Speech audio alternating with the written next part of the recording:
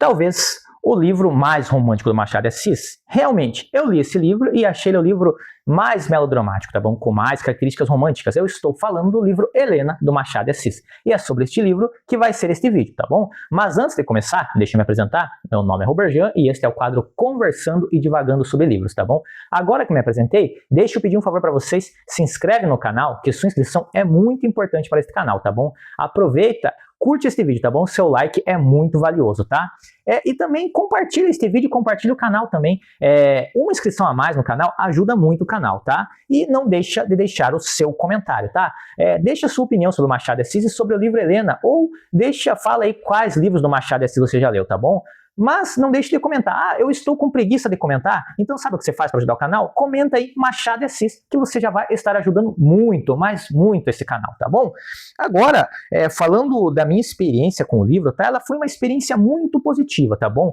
Se comparado com os dois livros anteriores que eu li do Machado de Assis, este para mim foi o melhor, tá bom? Eu estou fazendo uma comparação com o livro Ressurreição e A Mão e a Luva, tá? Então para mim, desses três aí, A Mão e a Luva, Ressurreição e Helena se sobressai, tá bom? O livro, falando do enredo do livro, tá? Ele começa informando que um senhor chamado Conselheiro Vale morreu, tá?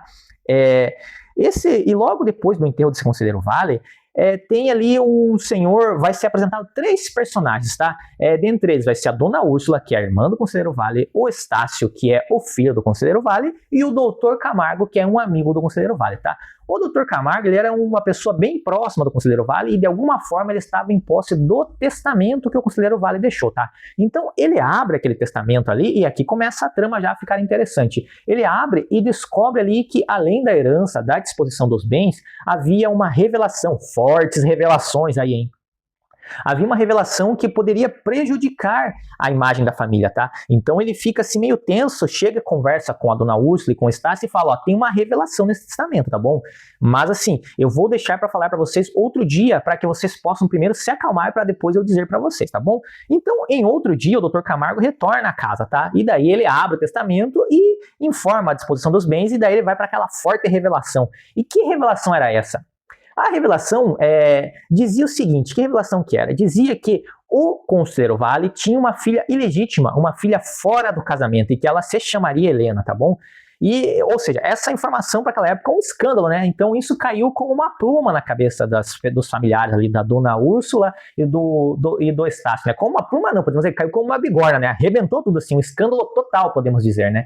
Só que além dessa revelação ainda, o Conselheiro Vale, além dessa revelação, ele não queria pouco não. Ele já chegou, ó, e eu quero que vocês levem ela para morar com vocês, eu quero que minha filha more com vocês aí, entendeu, Estácio? Entendeu, Dona Úrsula? Ou seja, morreu e continua dando trabalho lá, né? Ei, lá, esse Conselheiro Vale, hein? Além de ser raparigueiro, pular a cerca ainda faz isso, né? Complicado, hein? Mas essa informação ali eles receberam e cada um agiu de uma forma, né?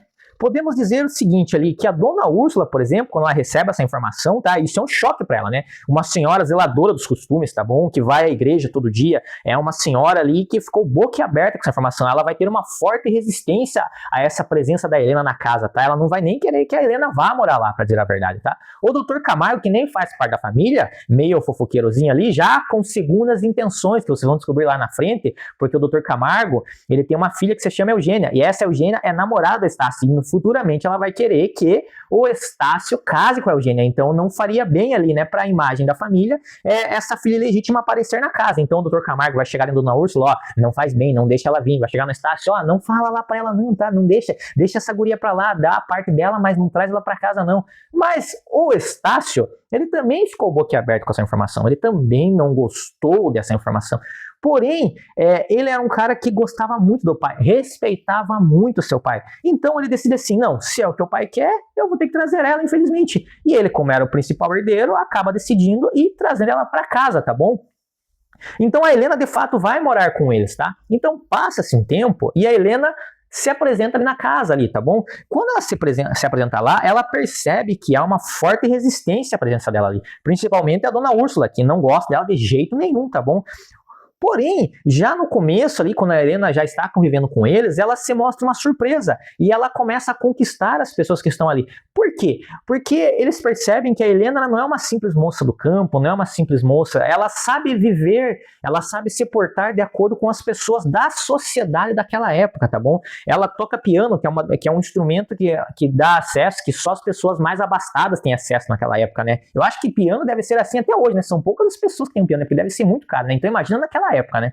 Então, ela também fala várias línguas, tá? Ela tem uma boa postura, entendeu? Ela é uma pessoa cheia de conhecimentos. Então, ela realmente é uma pessoa culta. Ela sabe realmente fazer parte ali daquela ala mais nobre do Rio de Janeiro daquela época, entendeu? Então, isso vai conquistando as pessoas ao redor, tá? Dela. Tanto ao redor quanto os familiares. A única que ainda vai ficar com uma resistência vai ser a Dona Úrsula, tá? Mas essa resistência ela vai ser quebrada quando a Dona Úrsula fica doente. E daí a Helena vai ser a pessoa que vai ajudar a Dona Úrsula a todo momento ali até ela ficar curada. E isso vai conquistar a Dona Úrsula de vez. Então a Dona Úrsula essa resistência vai ser quebrada aí, tá bom? E isso também vai encantar muito a Estácio, porque vai ver que além de tudo que ela faz, ela ainda se doa pela família, tá bom? Então, o Estácio, vendo todos esses acontecimentos, meio que ele começa a gostar ainda mais da Helena, tá? E vai crescendo esse amor que ele sente pela irmã ali, tá bom? E o amor que a Helena sente por ele também, tá bom? Vai crescendo uma raiz entre eles ali, tá? Só que aí que começa uma das problemáticas do livro, tá? Porque passa um tempo e o Estácio percebe ali, ele fica meio confuso, mas ele percebe que o amor que ele tá sentindo, tá? Não é um amor do irmão, e sim uma paixão avassaladora que está crescendo em seu coração, tá bom? E daí que o negócio começa a ficar estranho, né? Porque a irmã dele, né, pensa, né? No começo ali ele sente aquele amor crescer, mas ele não percebe. Daí depois ele percebe essa paixão que está ocorrendo. E isso também acontece por parte da Helena, tá? Vocês vão perceber que ela também gosta do Estácio dessa maneira diferente aí, tá bom? Então, esse amor do Estácio vai se desenvolvendo e vai se tornar assim tão grande que vai atrapalhar até o namorico que o Estácio tem com a Eugênia, que é a filha do Dr. Camargo, que eu falei pra vocês no começo, tá bom? Então, esse vai atrapalhar muito e vai atrapalhar ainda mais quando ele pega e faz um comparativo entre a Helena e a Eugênia, tá? Que isso daqui é uma comparação, acho que já foi feito um livro de propósito para você perceber, tá bom? Que a Eugênia é uma pessoa fria, ela é frívola, ela é boba, ela é infantil, sabe? Ela briga com os amigos, porque o meu amigo não gostou do meu chapéu, a minha amiga não gostou do meu chapéu, agora não sou mais amigo dela, entendeu? Tipo, então é uma coisa assim estranha, sabe? Muito boba. E daí ele olha pra Helena, é uma mulher completa, formada, inteligente, fala várias línguas, sabe lidar com os sentimentos, entende as coisas, ajuda a família, prestativa com a família, entendeu? Então tudo isso vai fazer o quê? Vai fazer o Estácio gostar ainda mais da Helena, mesmo com o Dr. Camargo dando aquela empurrada, você tem que casar com a minha filha, a Eugênia tem que casar, ela quer casar com você, você tem que casar com ela. O Estácio mesmo vai falar assim, caguei pra essa daí, eu quero essa daqui. Só que essa aqui que ele quer, na teoria, é a irmã dele, tá bom? Então é bem complicado essa parte do livro aí, tá? Então, esse amor que o Estácio sente, ele vai sendo desenvolvido durante o livro, tá bom? E vão acontecer até episódios de ciúmes, tá? Como, por exemplo, quando a Helena, ela começa a sair pelas manhãs, assim, e vai andar, tá? E começa a sair com muita frequência, e isso deixa uma pulga atrás da orelha do Estácio. E daí ele vai lá um dia e segue ela lá, né? Meio errado seguir, né? Mas ele segue ela, né? Ele segue ela e vê que ela tá conversando com um homem lá, tá? Depois ele vai lá e conversa com esse homem e descobre que esse homem se chama Salvador, tá? E ele vai lá e questiona ela, por que você foi lá? O que você tá fazendo? Você tá aprontando, né? Podemos dizer assim. E daí ela explica, eu não posso explicar pra você, tá bom? Mas você vai ter que confiar em mim, não estou fazendo nada de errado, né? Então o Estácio ali meio que aceita essa desculpa dela, né? Mas continua com o ciúme, né? Só que mais à frente vai ser informado a você, leitor, que esse Salvador, esse Salvador, ele tem um segredo, tá? E esse segredo pode mudar todo o rumo dessa história aqui, tá bom? Ele guarda um grande segredo. E esse segredo eu não vou dizer pra vocês, pra não estragar a leitura de vocês, tá bom? Mas fica aí, mais uma coisa, mais um motivo pra você ler este livro do Machado de Assis, tá bom? Então, esse episódio de ciúme aí do Estácio, tá? Ele vai ocorrer, ele vai continuar ocorrendo. Por exemplo, quando chega um amigo do Estácio da Europa chamado Mendonça, tá? Esse Mendonça, ele conhece a Helena e logo de cara ele já começa a sentir alguma coisa por ela, se apaixona ali pela Helena e ele pede ela em noivado, tá? E daí a Helena, o que ela faz? A Helena ali, por causa de alguns problemas, ela aceita, tá? Mas ela aceita porque ela aceita meio que pra afastar o Estácio dela, pra acabar um pouco com essa paixão e também pra ela parar, conseguir esquecer um pouco do Estácio, né? Tirar esses sentimentos do coração dela, né? Esse amor proibido, tá bom? Então, o Estácio vai descobrir desse noivado e ele vai ficar chocado, vai ficar louco, vai ficar fora da casinha, podemos dizer assim, né? E daí ele vai criar vários empecilhos para que esse casamento não ocorra, tá bom? Ele vai tentar acabar com esse casamento, mesmo sendo amigo dele, ele vai criar várias historinhas ali, tá bom? E algumas pessoas vão até perceber, vão achar até estranho que são umas historinhas assim bem bobas que ele vai querer contar para acabar com esse casamento, tá? Então eu já falei bastante aqui de vários personagens, falei do Dr. Camargo, falei um pouco da Eugênia, da Dona Úrsula, da Helena, do Estácio, né, da Helena, do Estácio principalmente.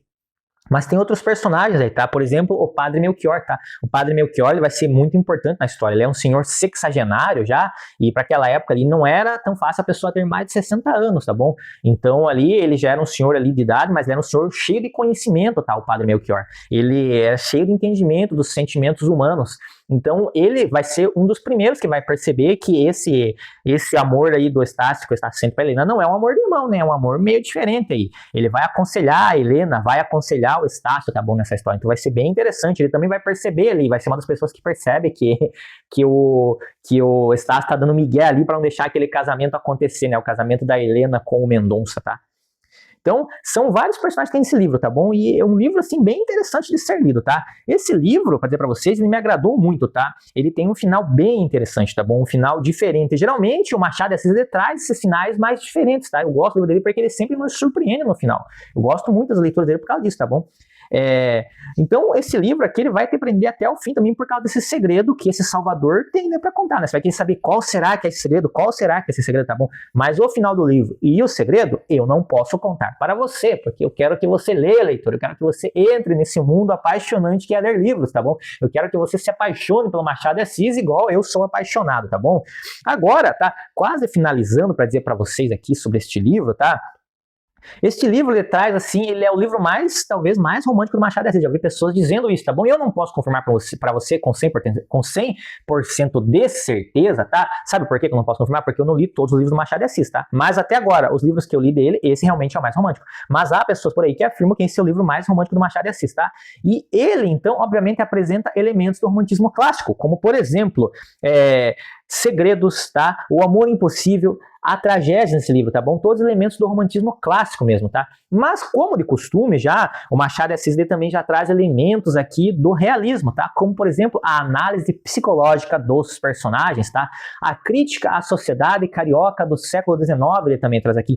Como, por exemplo, uma questão da crítica aqui. A crítica é quando, por exemplo, ali a dificuldade que a Dona Úrsula tem em aceitar a Helena simplesmente por causa da imagem da família que vai ser estragada, tá? Apresentar uma pessoa que é uma filha legítima na sociedade aqui vai manchar a imagem da família. Então ela fica com aquilo e ela não quer aceitar a Helena de jeito nenhum, né? Isso é uma crítica bem sutil, mas bem sutil do Machado de Assis, tá bom? Porque o Machado de Assis, ele faz críticas tão sutis, às vezes, que se você não olhar com um binóculo assim, você não consegue entender, não consegue sacar essa, tá bom? Mas é uma das críticas dele, tá bom? Nossa, Machado de Assis era um gênio, né? A maneira de escrever dele é inigualável agora, tá bom? Agora nem sei se eu falei essa palavra certa, mas é isso daí. Inigualável, tá bom? É incrível a escrita do Machado de Assis, tá bom? Concluindo, tá aqui pra vocês, deixa eu dizer uma coisa. Com esses 4 livros do Machado de Assis que eu li, eu percebi que ele tem uma característica bem interessante. Ele faz personagens femininas muito desenvolvidas, que são protagonistas, tá bom? Que são bem interessantes. Eu gosto muito dessa característica da escrita dele, tá bom? É assim, por exemplo, nesse livro Helena, né? Com a própria Helena aqui, que ela é bem descrita, que ela é uma pessoa amável, que ela é uma pessoa agradável aos olhos do leitor, tá bom? Há uma análise dela, há uma construção da personagem dela, tá bom? É assim no livro Ressurreição, com a personagem Lívia, tá? Que é uma personagem que entende seus sentimentos, que sabe lidar com seus sentimentos, tá bom? É assim também no livro Yaya Garcia, tá? Que é o 4º livro dele que eu li, que também é do mesmo jeito, ele tem personagens femininas muito importantes que são protagonistas do livro, tá? E também é assim no livro A Mão e a Luva, com a personagem Guilmar, que ela é um pouco menos romântica, porém, ela é uma personagem muito inteligente, que entendia o seu papel de mulher, ela entendia qual era o seu papel como mulher para uma mulher naquela época, entendeu? Ela entendia que para ela ascender socialmente, ela não tinha só que pensar no amor, e sim pensar nos benefícios que aquele casamento ia trazer para ela, tá bom? É uma construção de personagem bem interessante nesse livro A Mão e a Luva também, tá? Então, só finalizando essa parte aqui, concluindo essa questão, é isso que eu falei, tá? Personagens femininas que são protagonistas, que são bem construídas pelo Machado de Assis, tá? É uma coisa que me chama a atenção e me agrada muito a leitura quando vejo essas personagens, tá? E mais uma coisa que eu quero dizer para vocês também, tá? É que eu estou navegando por esses livros do Machado de Assis, tá bom? Realmente, tá?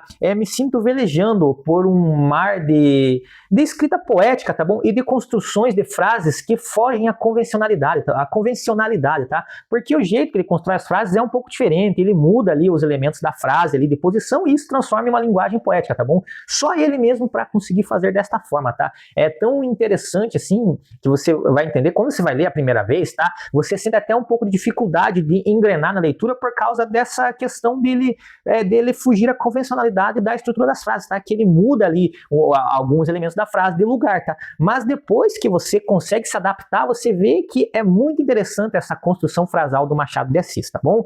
E agora, a pergunta que eu faço para vocês é a seguinte: já leu algum livro do Machado de Assis? Já leu este livro, Helena? Deixa aí nos comentários, deixa a sua opinião sobre o Machado de Assis, tá bom? Ajuda aí nos comentários. Ah, mas Robertão, estou com preguiça de comentar. Sabe o que você faz, meu filho? Sabe como que você me ajuda? Comenta Machado de Assis. Só comentar Machado de Assis você já ajuda o canal, tá bom? Já ajuda o canal e eu fico muito grato com você, tá bom? Se você gosta do Machado de Assis, acompanhe o canal, tá bom? Já tem outros vídeos do Machado de Assis nesse canal aqui, tá? E terão mais vídeos ainda. Então sempre acompanhe o canal que eu vou fazer mais vídeos do Machado de Assis, tá?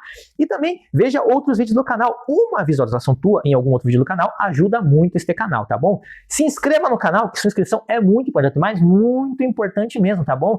Uma inscrição a mais no canal ajuda muito, então compartilha esse vídeo com aquele seu amigo e pede lá para ele se inscrever lá, que se ele se inscrever ajuda muito aí o canal, tá bom? E deixa seu like é muito valioso, mas muito valioso para esse canal, tá bom? Veja a área de posts do canal, que lá na área de posts eu divulgo quando vou lançar novos vídeos, tá bom? E também coloco as minhas leituras por lá, tá bom? Eu estou meio atrasado com algumas postagens, mas eu vou começar a colocar ali semanalmente a minha leitura e como elas estão fluindo para vocês acompanharem o que eu estou lendo atualmente, tá bom? Então, por este vídeo, era isso que eu tinha para dizer para vocês, tá bom? Muito obrigado para você que ficou aqui neste vídeo até o final, mas eu fico grato, assim, imensamente com você, tá bom? Muito obrigado, tchau, tchau e até o próximo vídeo.